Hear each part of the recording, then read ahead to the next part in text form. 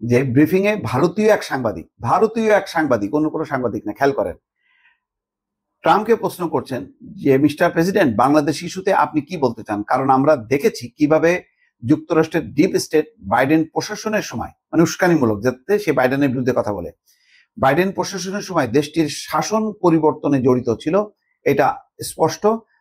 আর তারপর মোহাম্মদ ইউনূস জুনিয়র সোরসের সাথেও দেখা করেন, অর্থাৎ জুনিয়র সোরস হচ্ছে চরম মোদি বিরোধী।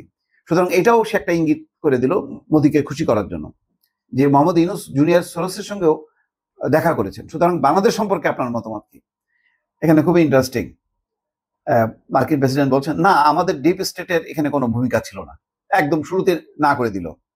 আচ্ছা, ভারতের প্রধানমন্ত্রী এই বিষয়টা নিয়ে বহুদিন ধরে কাজ করছেন। মানে বাংলাদেশে যে আভ্যন্তরীণ বিষয়ে ভারত হস্তক্ষেপ করে, এটা কিন্তু বলে দিচ্ছে যে ভারতের প্রধানমন্ত্রী দীর্ঘদিন ধরে এটা নিয়ে কাজ করছে। আসলে আমি পড়েছি ভারত এটা নিয়ে শত শত বছর ধরে কাজ করেছে। মানে এটাও একটা খোঁচা দিল যে মানে বাংলাদেশ নিয়ে ভারত এতই মানে চিন্তা করে এবং এতই বাংলাদেশ নিয়ে গবেষণা করে, শত শত বছর ধরে গবেষণা করে। বাংলাদেশের বিষয়টি উত্তর দিতে আমি ভারতের প্রধানমন্ত্রীর উপরই ছেড়ে দেব। পাশাপাশি নরেন্দ্র মোদীর দিকে ইঙ্গিত করে বলেন ট্রাম্প, তার মানে তার দিকে ছেড়ে দিল। কি করলো তখন? তখন তো বেকায়দায় পড়লো।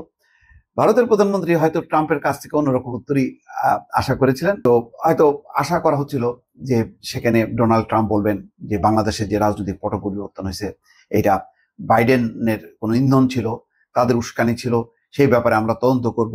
বাইডেন কেন এই কাজ করলো, একটা সাংবিধানিক গণতান্ত্রিক সরকারকে উচ্ছেদের ব্যাপারে, উৎখাতের ব্যাপারে, এবং এটার মধ্য দিয়ে বাইডেন ওই অঞ্চলে আগুন ধরাই দিচ্ছে, এরকম একটা হয়তো উত্তর প্রত্যাশা করছিল নরেন্দ্র মোদী। এবং দেখবেন যে খুব মনোযোগ দিয়ে শুনতেছিল।